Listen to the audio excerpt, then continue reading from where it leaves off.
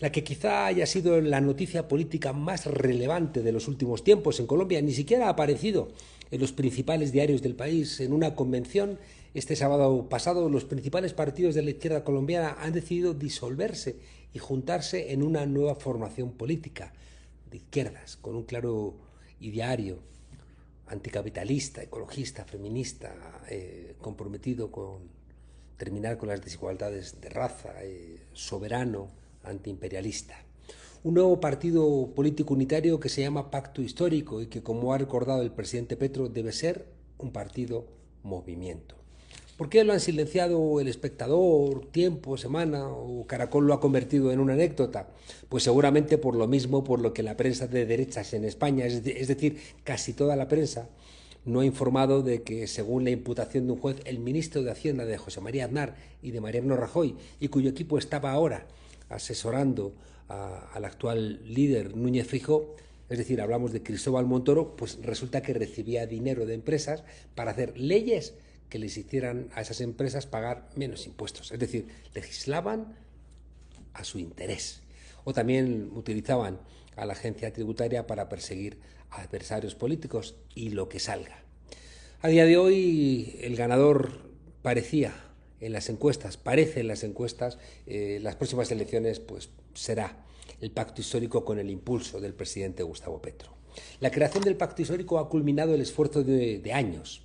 Si crear un partido político es complicado, pues fusionar fuerzas políticas, algunas con tantos años como detrás, como el Partido Comunista, o con casi un siglo a sus espaldas, o el Polo Democrático, que gobernó en Bogotá, o la Colombia Humana, que es el partido de Gustavo Petro, no era una tarea sencilla. Sin embargo, se juntó la necesidad jurídica, porque la ley les impedía repetir la coalición al haber sacado más del 15% de los votos, con una lectura madura de las bases y los liderazgos, del riesgo que implicaba ir separados, en un momento histórico donde cualquier desnivel en la balanza política del continente que pueda reforzar a los Milei, a los Bolsonaro, a los Noboa, a los Bukele, a los Trump o a la extrema derecha europea que ha extendido sus lazos de odio al otro lado del Atlántico, pues puede tener efectos catastróficos para la democracia.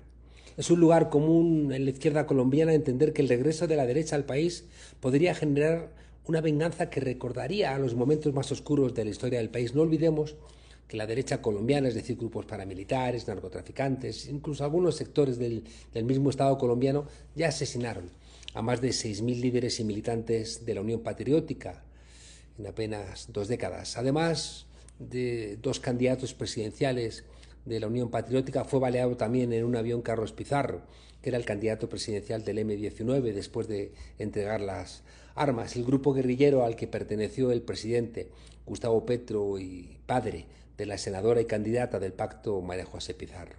El pacto histórico ha sido capaz de ir ajustando el proceso para que todas las partes encontraran su espacio. Era esencial que todos los partidos sintieran que tenían las mismas oportunidades, que nadie reclamara más de lo que le correspondía en virtud de su fuerza, y de la misma manera que la sensatez se notara en que los fuertes no hicieran uso de su fuerza para someter a los más pequeños. Los liderazgos, a los que siempre hay que atender en sus objetivos porque tienen la capacidad de arrastrar tras de sí a sus organizaciones, han quedado todos razonablemente contentos, haciendo valer eso de que el que gana no lo gana todo y el que pierde no lo pierde todo. En los acuerdos está, dentro del pacto histórico, el llevar listas cerradas al Senado y a las cámaras en las regiones donde hayan logrado más del 15% del total de votos. ¿Cómo será el orden de esas listas? Pues en virtud de los votos que saquen los aspirantes en la consulta interna del partido, que será el 26 de octubre, en donde podrán participar, como decíamos, los colombianos que así lo deseen. Ese orden tendrá forma de cremallera, un hombre y una mujer en cada fila, y luego también tendrá que ser finalmente paritaria, es decir, deberá tener el mismo número de hombres y de mujeres. Hay otro acuerdo importante. En Colombia la Cámara más relevante constitucionalmente es el Senado. ¿Y quién encabezará la lista del Senado? Pues la cabeza de lista del Senado será elegida de entre una terna por el comité político del pacto, para que al final puedan escoger la persona que consideren que va a tener más tirón, más arrastre electoral. Ese comité estará conformado por los diferentes delegados de los partidos fundadores, y han estado asistiendo los precandidatos y precandidatas. Ese trío estará compuesto por el hombre y la mujer más votados entre los precandidatos al Senado, al que se sumará el precandidato presidencial que obtenga la segunda votación más alta en la consulta. Tiene sentido, porque sería absurdo perder un cuadro valioso como los que se presentan. ¿Y por qué no el resto? Bueno, pues porque otra de las reglas para evitar que todo el mundo se presentara de precandidato con la intención de aprovechar para ser más conocidos, es que los que se presenten y no salgan, es decir, que pierdan, pues ya no podrán presentarse a las elecciones en las cámaras. Por eso, para algunos de los precandidatos que pueden perder en la presidencial, pero que son valiosos, pues se les reserva como una medida para no desperdiciar recursos ni talentos puestos en alcaldías, dentro del futuro gobierno, en las cámaras. Es decir, como decíamos, que el que pierda no lo pierda todo. Empieza a funcionar en el pacto histórico una suerte de entendimiento compartido que dice que los que respeten lo más importante, que es la unidad del proyecto, tendrá cabida en el proyecto. Y por el contrario, quien juegue por libre será castigado. Bastará que el presidente Petro descalifique a alguno de los candidatos ya planteado reservas con alguno de ellos, como Gustavo Bolívar, para que se salga de la ecuación. Electoralmente hay dos momentos esenciales en los próximos meses. Uno será, como decíamos, en octubre, donde las fuerzas dentro del pacto histórico se medirán para ver quién concurre como la candidata o el candidato del pacto a las elecciones presidenciales de mayo del 26. Será una elección donde podrá participar toda la ciudadanía. Pensamos que esto es una manera de lograr que la persona elegida tenga más probabilidades después de ser elegida en los comicios, en las elecciones. Cuando los militantes escogen a sus candidatos, pues lo normal es que los candidatos se parezcan a los militantes más que a la gente. Abrir estos procesos, cuidado, tiene también sus problemas porque le da más fuerza a quien tenga aparato y dinero. En estas elecciones internas no suele participar mucha gente porque el interés que despiertan es menor. Por eso quien maneje un aparato, militantes que pueda movilizar el voto, quien pueda pagar autobuses, publicidad, recursos electorales, gana ventaja. Por eso es esencial que en las reglas de la contienda se deje claro que nadie puede gastar más dinero que otros, porque de lo contrario los que tengan dinero juegan, como decíamos, con ventaja. ¿Y por qué tienen dinero? ¿Por qué tiene dinero un candidato de izquierdas? ¿De dónde lo ha sacado? ¿Quién se lo presta? ¿Cómo lo va a recuperar o cómo lo va a devolver? En definitiva, el recurso a elecciones primarias se expresa dentro del pacto como que la democracia ha vencido al bolígrafo, que es como se denomina la escogencia de los cargos a dedo, aunque, como decíamos, han hecho algunas salvedades. Esa apelación a la democracia sirve igualmente para invitar a la gente a que luego se movilice en las elecciones, algo que hemos visto que pasó recientemente en Venezuela y que se repetirá en las elecciones municipales del domingo. Si tú confías en la gente, pues al final la gente también confía en ti. El segundo momento electoral en Colombia será en marzo, donde la candidata o el candidato ganador del pacto histórico de ese grupo propio de la izquierda se enfrentará a otra elección para configurar un frente amplio, donde ahí se presentarán también el santismo, es decir, una derecha, pues es verdad, más moderada que la uribista, pero derecha.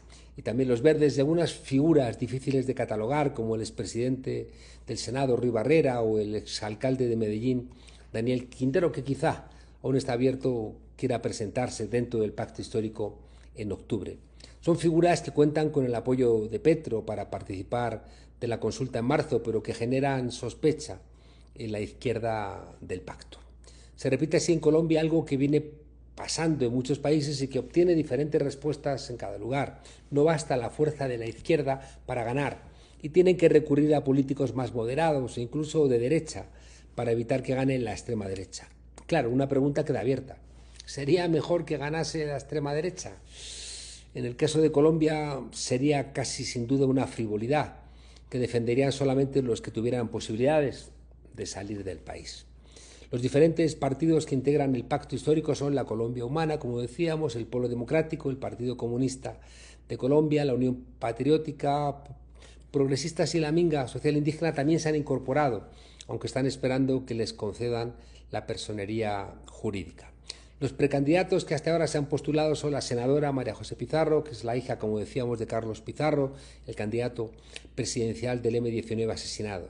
María José Pizarro fue quien le puso la banda presidencial a Petro en la ceremonia de asunción de la presidencia. Y es curioso en estos días que la candidatura de Pizarro ha sido ocultada por la revista Semana o por el diario El País. ¿Por qué? Tendrán ellos que explicarlo. Está también la exministra de Salud, Carolina Corcho, una mujer con muchísima presencia entre los movimientos sociales, con mucho apoyo en esas organizaciones, especialmente las educativas. Está la senadora de la Colombia Humana, Gloria Flores, una persona muy respetada también y esencial para conseguir el proceso de unidad. Está el ex embajador en Argentina, Camilo Romero, la exministra de Ambiente, Susana Muhammad, que acompañó a Petro en su día en la alcaldía y a la que se le reconoce su experticia en algo tan relevante como los asuntos medioambientales. Está el exalcalde, decíamos, de Medellín, Daniel Quintero, quien tiene el problema de tener juicios pendientes, y también el que fuera director del Departamento Administrativo de la Prosperidad Social, Gustavo Bolívar, que a día de hoy despunta en las encuestas. Todos están esperando a la sentencia que se dicte contra Álvaro Uribe. ¿Por qué? Porque quien le ha sentado en el banquillo ha sido el senador Iván Cepeda, quien, de ser condenado Uribe, pasaría de inmediato a ser un candidato con muchísima fuerza y que concitaría el apoyo de la práctica totalidad de los candidatos del pacto histórico. La derecha, por su parte, anda dividida. Se presentará seguro la periodista ultra del semanario Semana, Vicky Dávila, y también el exalcalde de Medellín y exgobernador de Antioquia, Sergio Fajardo. Se está articulando con la ayuda de los medios una cierta necrofilia en torno al candidato Miguel Uribe, todavía hospitalizado y sobre el cual hay un gran secreto, y que fue víctima de un atentado que, por los intentos de inmediato de imputárselo al gobierno de Petro, pues permiten intuir de dónde vino. Lo que finalmente haga la derecha también influirá en el curso de la izquierda, por ejemplo, si quien se presenta por parte de la derecha es una mujer o un hombre. Estamos, dice Naomi Klein, en el fascismo del fin de los tiempos, dirigido por un puñado de individuos que piensan que se pueden salvar ellos solos y que están dispuestos a reventar el planeta. Cuando gana la derecha lo hace con la motosierra en los últimos años. En Argentina acaban de privatizar el agua. En Estados Unidos vemos que golpean a diario, detienen, encarcelan y, llegado el caso, deportan a quienes protestan por lo que sea, especialmente por las deportaciones. En Ecuador vemos que las bandas criminales campan por su respeto si se persigue a la izquierda. En Panamá se suspende el Estado de Derecho y en El Salvador hace tiempo que no funciona. Si la izquierda perdiera en Colombia, es probable que se regresara a los tiempos sombríos. Nos contaba recientemente Ignacio Ramonet que el último Superman se ha vuelto sensible, progresista y antitrumpista. Habrá que celebrarlo, aunque mientras que decide el hombre de la capa viajar al sur a solucionar problemas, yo prefiero contar con las propias fuerzas de cada cual en cada país. A los venezolanos encerrados en las cárceles de Bukele no los ha devuelto Superman ni el Capitán Marvel, sino que los ha regresado al país el gobierno de Maduro y su pueblo, que ha estado empujando en la calle muy enfadado por la situación creada por el loco de Trump. Por eso hay que celebrar que la izquierda colombiana haya optado por la unidad y por tomar las riendas de su propia responsabilidad, nunca mejor dicho, responsabilidad histórica.